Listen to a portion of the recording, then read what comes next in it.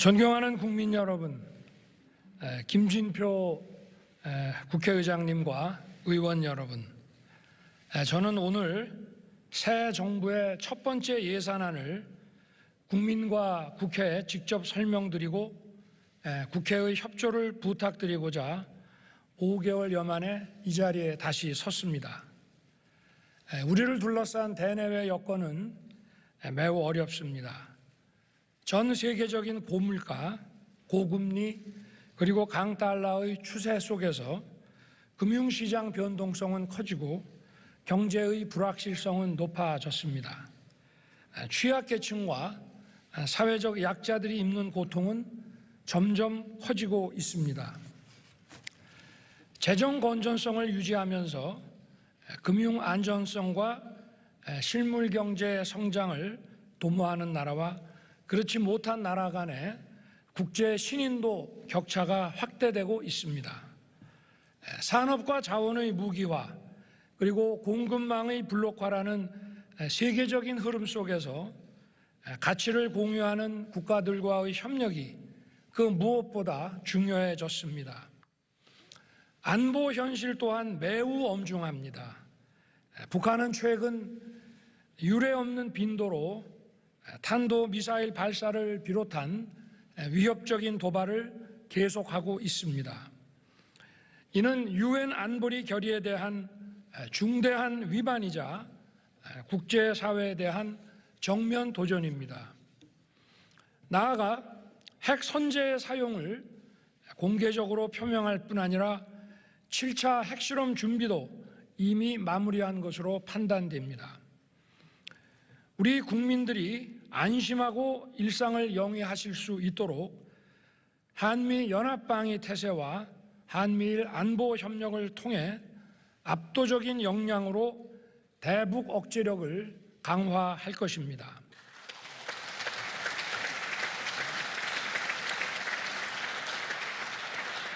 북한이 비핵화의 결단을 내려 대화의 장으로 나온다면 이미 취임사와 8.15 경축사에서 밝혔듯이 우리 정부는 담대한 구상을 통한 정치, 경제적 지원을 다할 것입니다. 경제와 안보의 엄중한 상황을 극복해 나가기 위해서는 여야가 따로 있을 수 없습니다. 국회의 협력이 절실합니다.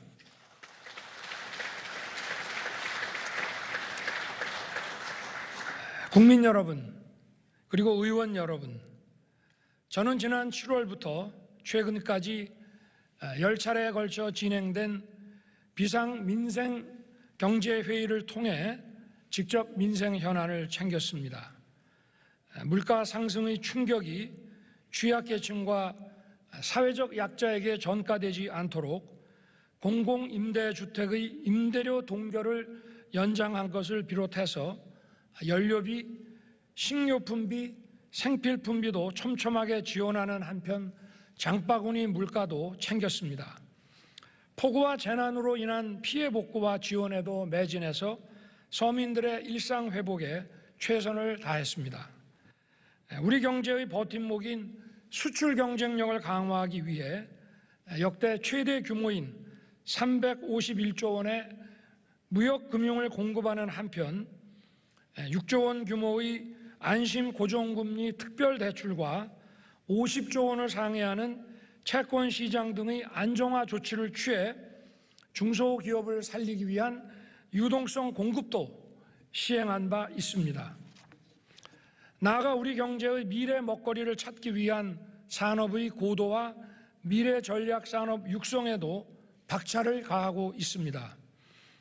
이번에 정부가 제출한 예산안에는 우리 정부가 글로벌 복합 위기에 어떻게 대응할 것이며 어떻게 민생 현안을 해결할 것인지 그 총체적인 고민과 방안을 담았습니다.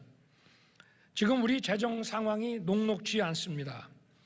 그동안 정치적 목적이 앞선 방만한 재정 운용이 결국 재정 수지 적자를 빠르게 확대시켰고 나라 빚은 GDP의 절반 수준인 1,000조 원을 이미 넘어섰습니다. 세계적인 고금리와 금융 불안정 상황에서 국가 재정의 건전한 관리와 국제 신인도 확보가 그 무엇보다 중요합니다.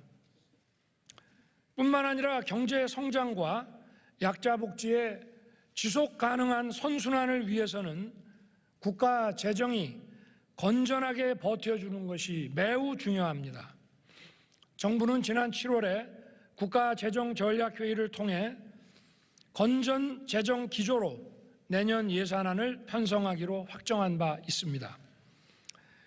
내년도 총 지출 규모는 639조 원으로 2010년 이후 처음으로 전년 대비 예산을 축소 편성했습니다.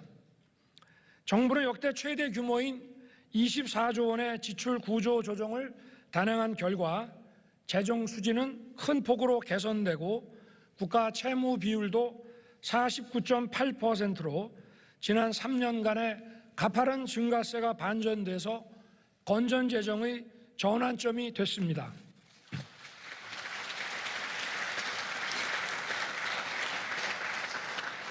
공공부문부터 솔선하여 허리띠를 바짝 졸라맸고 이렇게 절감한 재원은 서민과 사회적 약자 보호, 또 민간 주도의 역동적 경제 지원, 국민 안전과 글로벌 리더 국가로서의 책임 강화에 투입하고자 합니다.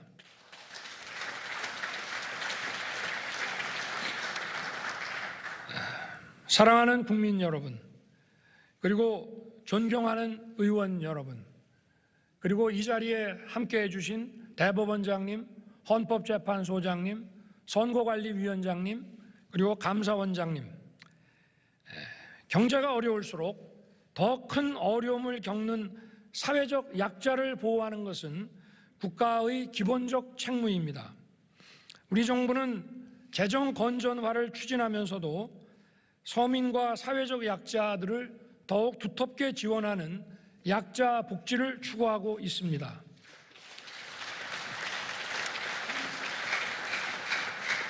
기존 중위소득을 역대 최대폭으로 조정해서 4인 가구 기준 생계급여 최대 지급액을 인상함으로써 기초생활보장 지원에 18조 7천억 원을 반영했습니다. 저임금 근로자, 특수형태 근로종사자, 그리고 예술인들의 사회보험 지원 대상을 확대하여 27만 8천 명을 추가 지원할 것입니다. 근로환경이 열악한 50인 미만의 소규모 사업장 7천여 곳에 휴게시설 설치 등 근로환경 개선을 획기적으로 실행할 것입니다. 아울러 장애인과 한부모 가족에 대한 맞춤형 지원도 강화할 것입니다. 장애 수당을 8년 만에 처음으로 인상하고 발달장애인에 대한 돌봄 시간을 하루 8시간까지 확대함과 아울러 장애인 고용장려금도 인상할 것입니다. 또한 중증장애인의 콜택시 이용 지원을 확대하고 저상버스도 2,000대를 추가 확충하는 등 장애인의 이동권을 최대한 보장하겠습니다. 한부모 자녀 양육 지원 대상을 현재의 중위소득 52%에서 60%까지 대폭 확대하겠습니다.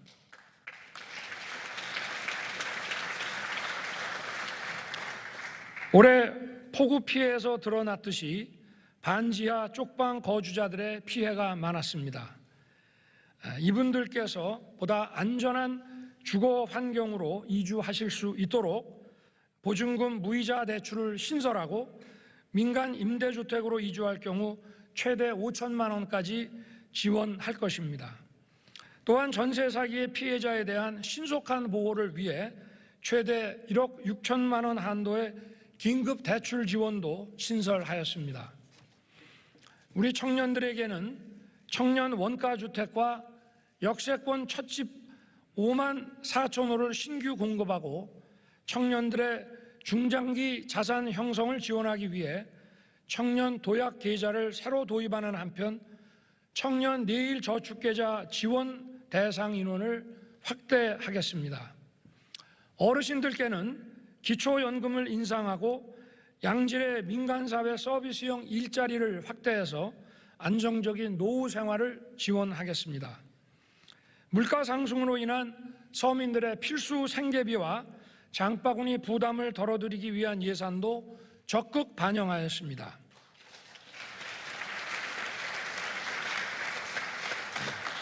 우선 에너지 바우처 지원을 확대하고 농축수산물 할인 쿠폰 규모를 금년도의 590억 원에서 1,690억 원으로 약 3배 확대했습니다. 밀, 수산물 등 주요 농축산물의 비축을 확대해서 수급 불안에 선제적으로 대응하는 한편 중소농의 공익직불금 지급 확대, 비료, 사료 등의 구매자금 지원을 통해 농가 생산비 부담도 경감하겠습니다. 아울러 지방소멸 대응 특별양여금을 1조 원으로 확대하고 국가균형발전 특별회계 투자 규모를 지역 수요가 높은 현장 밀착형 자율사업을 중심으로 대폭 확대하여 지역 주도로 성장 동력을 찾을 수 있도록 돕겠습니다.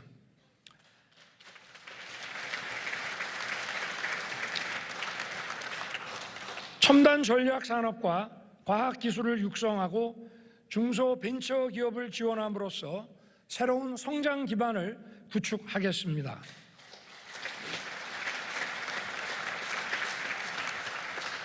먼저 메모리 반도체의 초격차 유지와 시스템 반도체의 경쟁력 확보를 위해 전문 인력 양성과 연구 개발, 인프라 구축 등에 총 1조 원 이상을 집중 투자하겠습니다.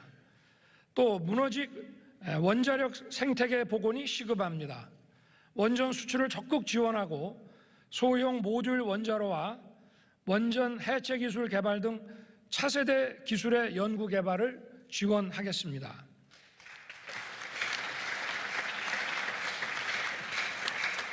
양자 컴퓨팅, 우주항공, 인공지능, 첨단 바이오 등 핵심 전략 기술과 미래 기술 시장 선점을 위해 총 4조 9천억 원의 R&D 투자를 지원하겠습니다. 민간 투자 주도형 창업 지원을 통해 벤처기업과 스타트업에 대한 지원을 확대하고 중소기업의 스마트화 지원과 연구개발 등 혁신 사업에도 3조 6천억 원을 투입하겠습니다. 소상공인들이 코로나 여파에서 완전히 벗어나 다시 뛸 수 있도록 채무 조정과 재기 지원 등의 재정을 추가 투입할 것입니다. 그리고 청년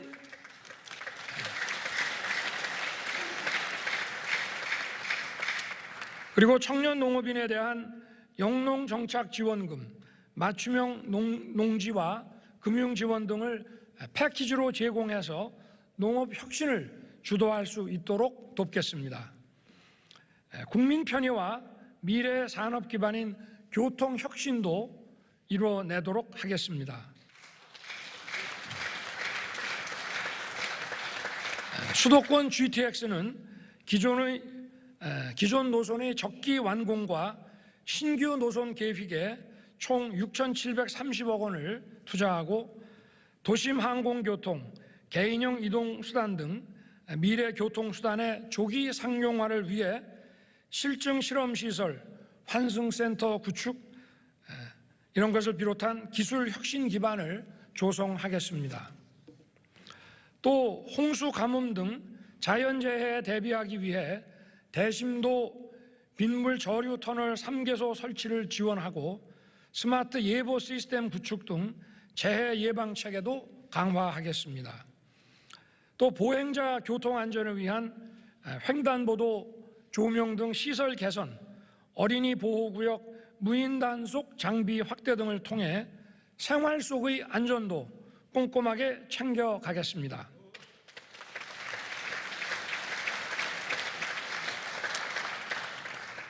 튼튼한 국방력과 인류 보훈, 장병의 사기 진작을 통해 누구도 넘볼 수 없는 강력한 국가를 만들겠습니다.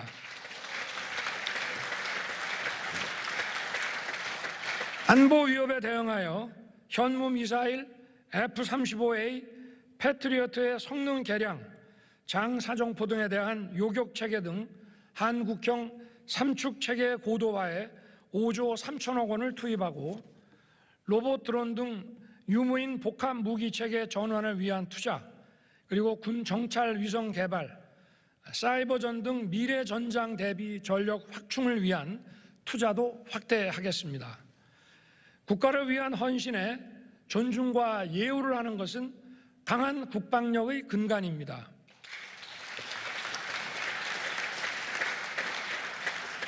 국민과 장병의 눈높이에 맞도록 병영 환경을 개선하고 사병 봉급을 2025년 205만 원을 목표로 현재 82만 원을 내년에 130만 원까지 인상해서 병역 의무 이행에 대한 합당한 보상이 매년 단계적으로 이루어지도록 하겠습니다.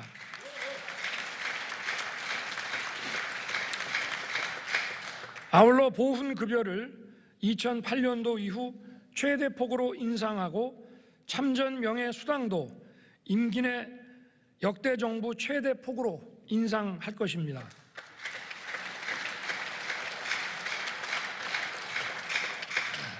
격화되는 경제 블록화 물결에 대비하여 경제 안보 역량을 강화해야 합니다. 공급망 위기에 대응하기 위해 해외 자원개발 투자를 확대하고 니켈, 알루미늄 등 광물 비축, 그리고 수입선 다변화 추진을 위해 총 3조 2천억 원을 투자할 것입니다. 유엔 연설에서도 밝혔듯이 국제사회에 책임있게 기여하지 않고서는 우리의 국익도 제대로 지켜내기 어려운 것이 엄연한 현실입니다. 정부는 글로벌 리더 국가로서의 책임과 역할을 다하기 위해 공적 개발 원조를 4조 5천억 원으로 대폭 확대하였습니다.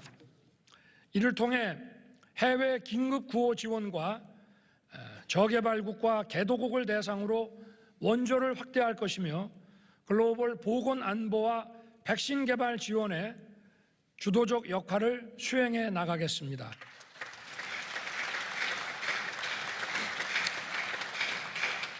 존경하는 국민 여러분, 김진표 국회의장님과 의원 여러분, 대법원장님, 헌법재판소장님, 선거관리위원장님, 그리고 감사위원장님, 예산안은 우리 대한민국이 나아가야 할 방향을 담은 지도이고 국정 운영의 설계도입니다. 정부가 치열한 고민 끝에 내놓은 예산안은 국회와 함께 머리를 맞댈 때 완성할 수 있을 것입니다. 지난해 5월 코로나 피해 자영업자 소상공인 지원 추경도 국회의 초당적 협력으로 무사히 확정 지을 수 있었습니다. 우리 경제를 둘러싼 불확실성이 지속되고 있는 시기에 국회에서 법정 기한 내 예산안을 확정해서 어려운 민생에 숨통을 틔워주시고 미래 성장을 뒷받침해 주시기를 기대합니다. 감사합니다.